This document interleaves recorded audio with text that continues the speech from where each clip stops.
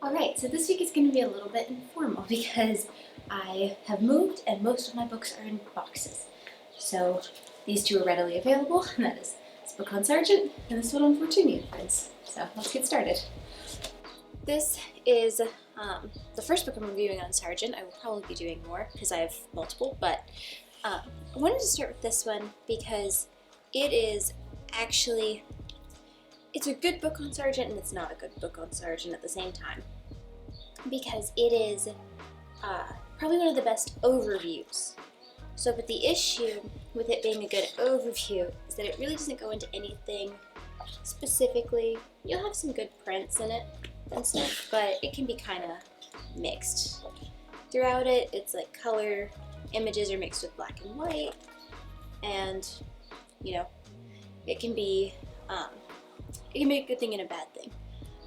So when looking for books on Sargent, you definitely have to know what it is you're going for, because if you have a specific period of his work in mind, then just go for a book that covers that specific thing or a specific topic. So like his charcoal portrait drawings or his early work, his late work, that kind of thing. The best specific books on Sargent are all done by Richard Ormond, who's like a distant relative person to Sargent. Anyways, he has some of the best. He has the best books on Sargent as far as information goes.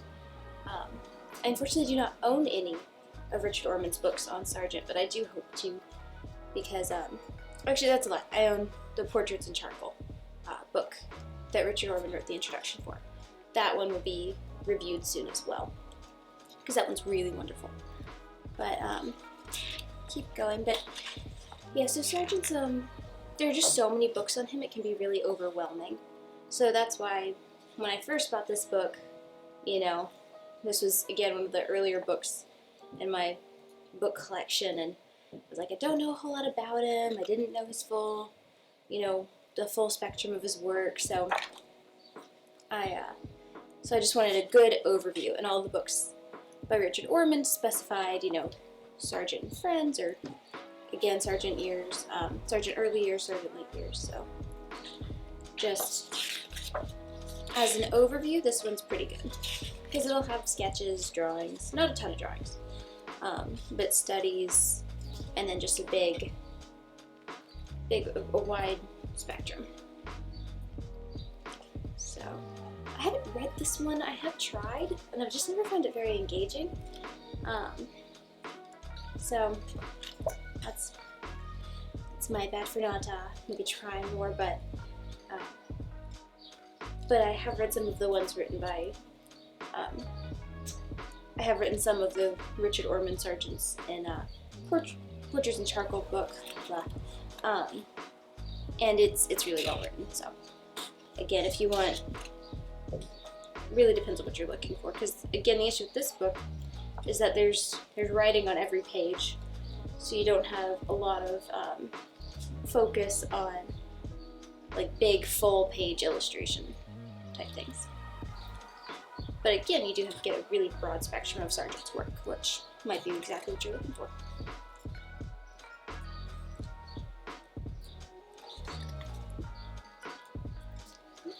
So again, yeah, it covers each section of his career as well. So these are the he did these big murals, and they're really not great images of them because they're all in black and white. And there's some better images out there. But let's keep going for this section. But it covers it, so just totally what you prefer. If you want to save money, maybe get this one book as opposed to, all of the Richard Ormond books. That would be, again, the first place I'd start. You can find this one used pretty reasonable, because it's not an old book or anything. It's relatively new, so you can find it pretty easily. So, yeah, plus sides and downsides to all book buying, especially whenever you find an artist that has so so many books written on them. So I've discovered a similar problem when looking for books on Soroya. There's just so many. You never know which is the best one, which is not, and you have to be there in person. And unfortunately, due to the pandemic, that's become much harder to be able to look through books in person. So hopefully these book reviews videos can help other people who are trying to find books right now and are having a hard time because they can't physically get their hands on a copy before buying it. So.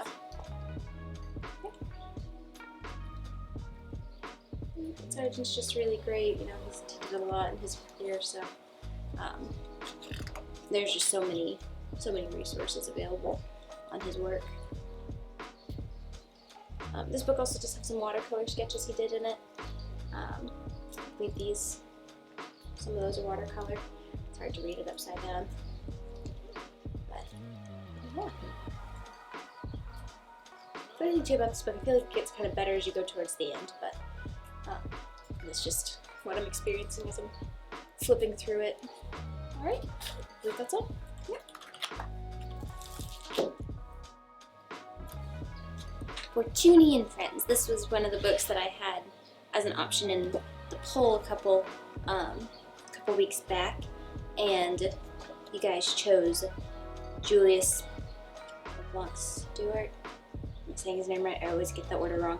Anyways, so I'm excited to finally be reviewing this one because this was actually a book that I got after seeing it at the exhibition, Fortuny and Friends at the Meadows Museum in Dallas, and it was truly an amazing exhibit. Really just couldn't recommend it enough to anyone seeing it. Oh, sorry, it's kind of a floppy book, hard to flip through. And so, yeah, I just highly recommend it. It's so good. Again, just kind of starts with an introduction. So these were not all the paintings in the exhibit, though quite a few of them were in this little introduction, and then I'll get into the actual catalog, which is why it's funny because it has so many paintings in the beginning, which is not as common, but kind of just the exhibit focused on the group.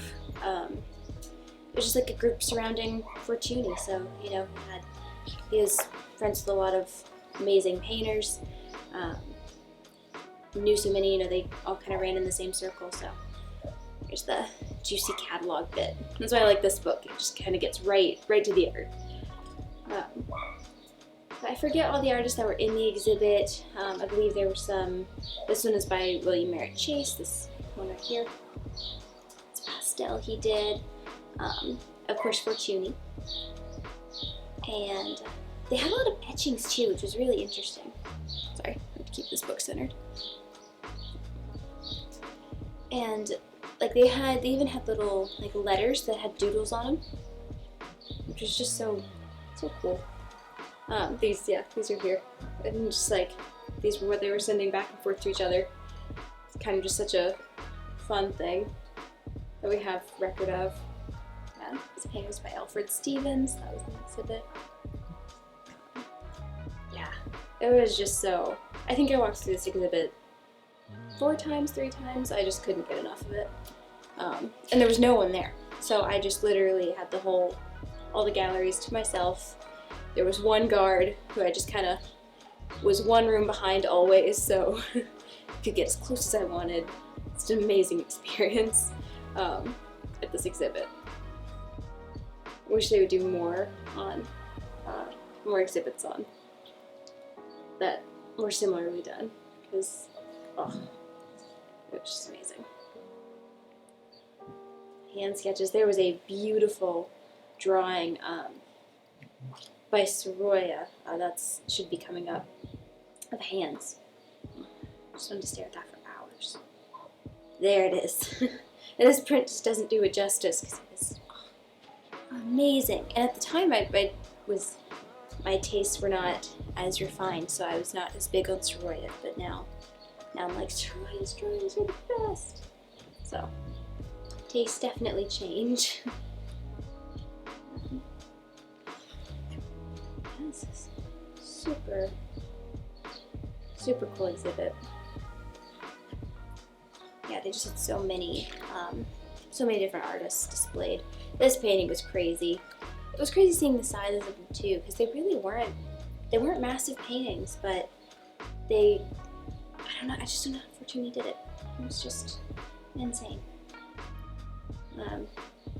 Because he was painterly but detailed, which is a hard combo. Most of the paintings in the exhibit were either bigger and more detailed, or, you know, brushier. He had such a good balance.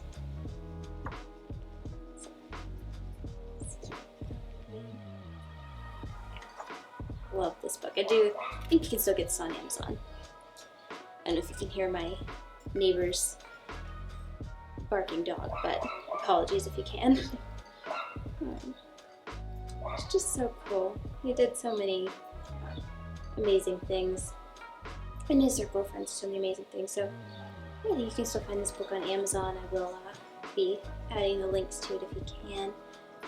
And I'm sure you can, but because it was just really a wonderful exhibit, and I do recommend getting this book because it shows such an interesting